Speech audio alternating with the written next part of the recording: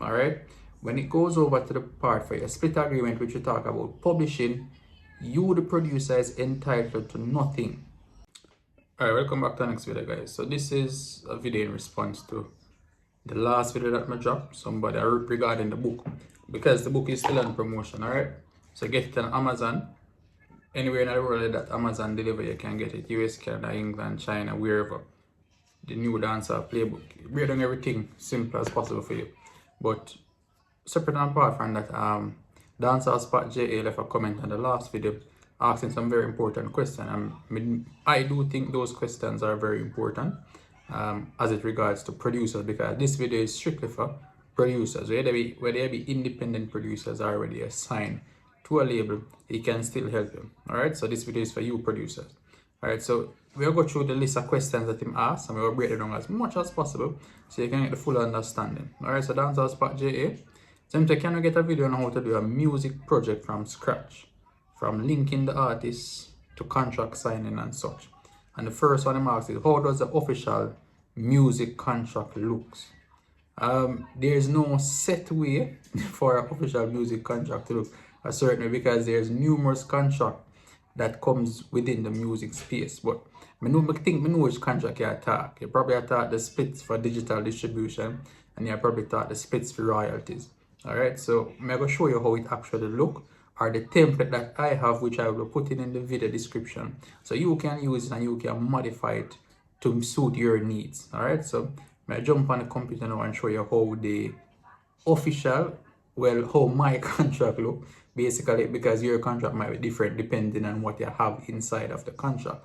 The most important thing in the contract is the signatures of both parties, and that both parties come to an agreement before they actually sign the contract, before they put the ink on the paper and say, all right, I agree to this. So let's jump on the computer now and show you how my contract look, which I'll put in the description. All right. Alright, so this is a contract from Happylos that I have been using. So the joint split agreement is the first one to digital distribution agreement between Happylos and the two party, which is Country Youth Music and Oxygen Music. You can change that. So here we have the split. So Country Youth get 80%, Oxygen get 20% of the song. Alright, so again, I tell them I put this in the description and you can modify how you want. Within the contract, you must have the official release that you're doing. Both of us sign the contract, and of course both of us agree to the split of 80-20, and that's the most important thing. Alright, so that is how the contract look for digital distribution split. So you're an next producer working, or you're an next artist work that you're giving a piece of the distribution. That is how the split look. And that, as I said before, that is a Happylos original distribution split contract that I have been using over and over. I just modify it to suit or to meet the needs that I have in the moment. So you can do the same. As I said, I'm going to put a template in the description, and you can use that, modify it yourself and just change it up, probably the name of the song and stuff like that. All right, but that's how the contract look. All right, so on to the next question I asked. I said, can PRO, publishing administrator, digital royalty and master split be on one contract? Again, contracts are subjective. You can have whatever you want to have in the contract, as long as the parties that are involved agree to whatever is in the contract. But I would advise not to have everything in one contract. Have separate contract for publishing, separate contract for digital distribution, separate contract for signing art, whatever you need. Just have a separate contract for separate things. All right, don't try to keep everything in one piece of paper. All right, I'm gonna show you something though, because these splits can be done separately on each platform. So for example, on the Zojak platform, I can do it. On the 1RPM platform, I can do it. When I get over to BMI, if you sort out your publishing or ASCAP or SoCan, wherever you use, you can do those splits. So it doesn't necessarily have to be on pen and paper where you sign. Those splits can be done online on the platform separately. But it still is good to have the person's signature on the piece of paper with the splits that you guys agree to. But let's just go on the computer quickly and show you where on Spotify, where on 1RPM, where on Zojak, you can go and find these areas where you can split the songs. All right, so let's jump on the computer now. All right, when I log into the client portal on Zojak, just click on upload music, and the first thing that it presents you with is the area where you can split the royalties. So you put in the artist name, the release name, which is the name of the song, the phone number, and how much you're giving yourself. All right, so you're giving yourself 50%, you're giving yourself 80%. You put that percentage in this section right here. All right. This additional table is where you put the other persons that you're doing the split with. So you put additional payment number one, you put them name, you put them email address. And if it's only one person next and you're giving them 50%, you put 50%.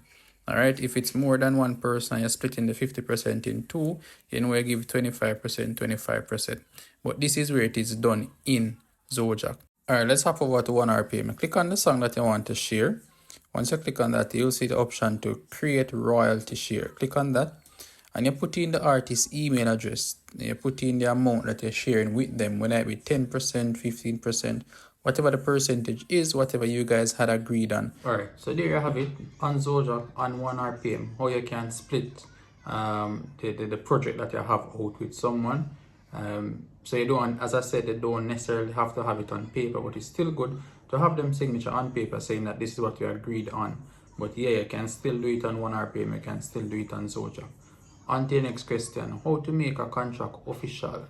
Do I need to go office or something? No, you don't need to go an office. Contract is a legal binding agreement between two or more persons. You literally don't need an office. Me and you can on the phone and we make a contract legal just by agreeing to something. So contract is as long as you and the person agree to it. It can be word of mouth as well. And you have to be on paper. Once you approve, say, look, this person said he will give me 50% and me will take 50% and I agree to it. You have a record or something that is legally binding. You understand? So you don't need to go into an office. You don't need to get any official stamp or anything like that. So the easiest thing to do is just get a piece of paper, type it up properly. As I said, the template them out in the description. Send it to the person, make them sign it, you sign it, and boom. You have a legal binding contract between two or more persons. Alright, so you don't need to do anything exaggerating to get the contract to say it's official. Once a person sign it, once a person agree to it, it is legally binding. All right. Next question: best way for a contract to be signed online or in person? Well, we in the digital age now, so it doesn't really matter whether it be pen and paper, whether it be online.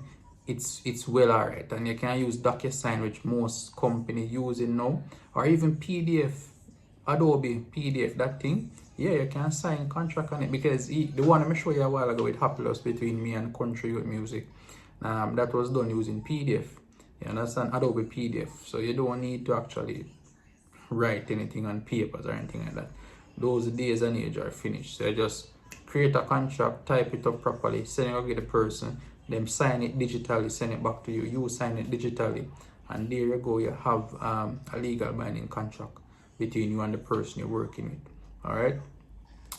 Next question: how to do an official contract via online? Again, I just explain it. So you just go into Words, type up the contract. All right. So the template that I'm gonna send that will be in the description will already be in Words or PDF.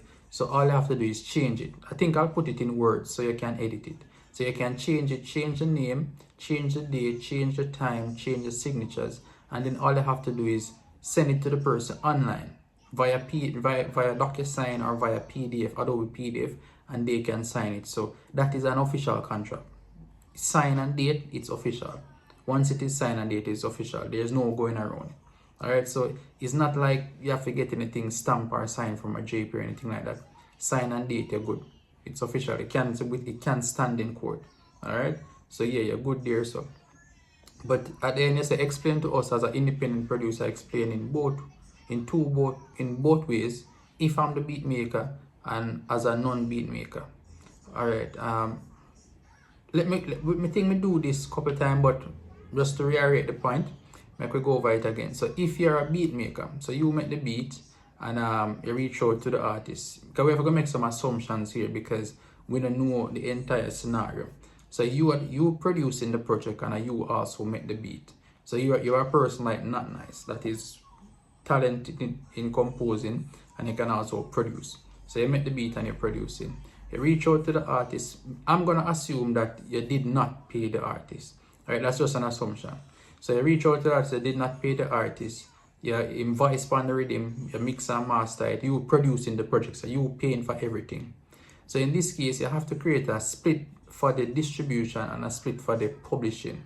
All right, so you're gonna give him a piece of the master because you did not pay him. It's only right that I give him a piece of the master.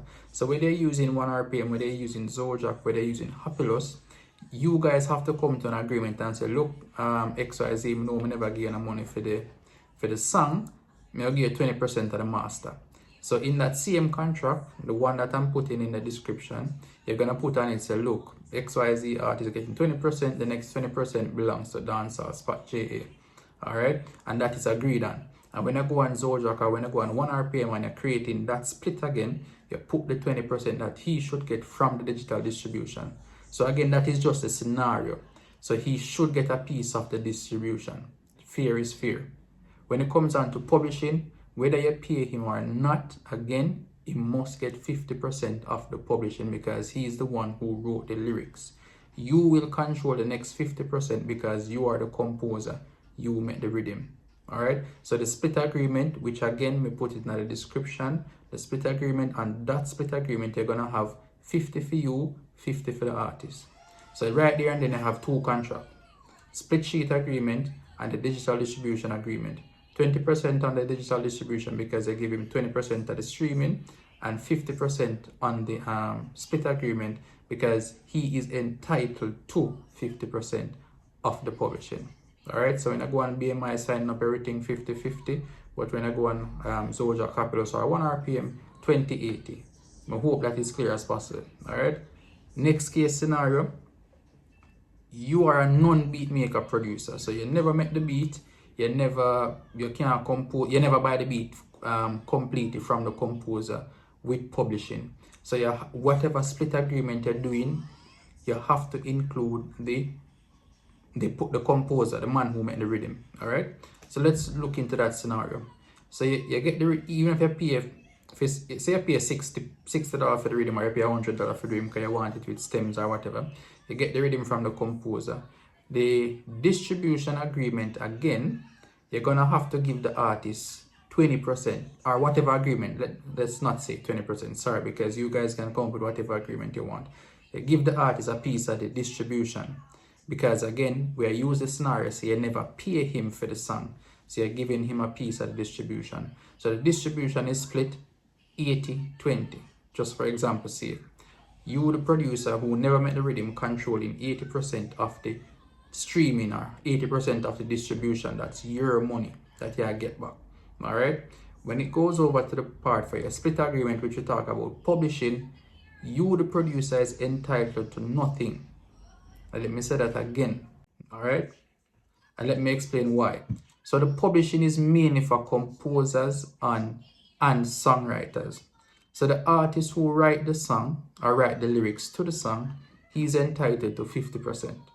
So 50% gone. The next 50% should go to the man who composed the rhythm. Whether you pay him or not, if the beat never come with publishing, that 50% belongs to the composer. Alright, I hope that is clear as day. The only time the producer is entitled to any sort of publishing is if, and again, is if him buy the beat and it come with publishing, or he's a beat making producer, so him can make him own rhythm and vice him own artist on the rhythm. Alright, that's how the producers are entitled to publishing. But if not, the publishing is shared between the composer and the songwriter. Alright, I hope that is clear as day. I think I answer your question in full, Dancehall Spot JA. If I miss anything, leave it in the comment section and me try go over it again, because I go back to work tomorrow, so things will kind of get hectic, so I might not be able to drop videos often as possible. But yeah, that is it. Hope me answer your question to the best of my ability, and I hope this can clarify some things, not only for you, because probably this question is bubbling in other person's mind as well, and you are the one who asked it, so hopefully it can help other people. But again, the book is available, the new Dancehall playbook. Check it out on Amazon. Alright, I try to get it on Audible, but I'm not start that as yet. But as soon as I start it, you can get it on Audible if you are a man when I like read. But I think the hardcover book is good because within the book you can write and underline and circle and highlight important aspect of it. But yeah, the book is only $10 US, 13 something Canadian, and 7 something British sterling pound. So yeah, go ahead and support Oxygen Music, and thanks again, and have a wonderful day. All right.